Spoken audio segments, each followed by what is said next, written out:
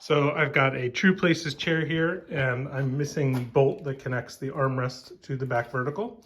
So the first thing I'm going to do is I'm going to remove the screws that hold the cover onto the armrests.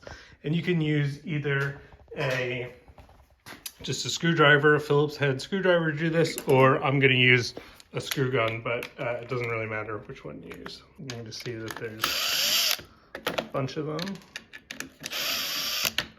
Super easy. Okay, so the next thing I'm gonna do is I'm gonna take this armrest cover off. You can, work with the chair on a table or something like that. But you basically just wanna take that off, set that aside for a second. And now we're gonna insert the hardware that's supposed to go back here that was lost. So the first thing to do is to take this, this nylon molded part and stick it from the inside, kind of facing out. And you can kind of see that there's like this curved part of the nylon part, and that actually goes right up against that extrusion. So again, I'm going to take this part and going to go start on the inside and go towards the outside. Then what I'm going to do is I'm going to take my bolt and there is a hole that goes through the vertical, and all I'm going to do is I'm going to pass that bolt through the vertical tube and then through my nylon molded part. And then the last thing I'm going to do is I'm going to put on a washer and a nut.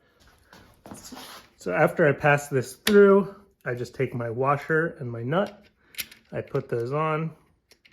And at that point, all we need to do is tighten the bolt.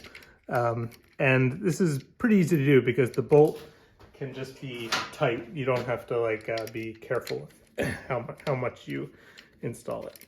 So I'm just gonna take my bolt and I'm gonna use an Allen key, which is in the bag of hardware. And you basically just wanna tighten it all the way.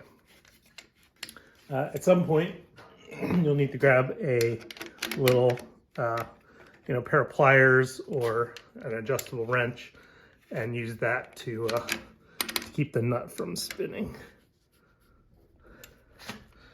And again, that connection, you basically need to crank it down. I would say hand tight. It doesn't need to be like crazy cranked, but it should be nice and tight. At that point, you can then put the cover back on, simply slide that on and replace the 6 screws.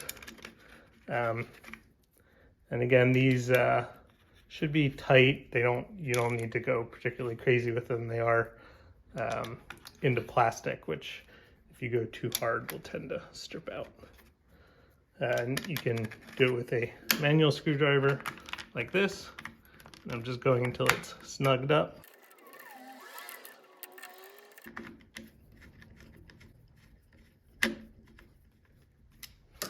And the repair is complete.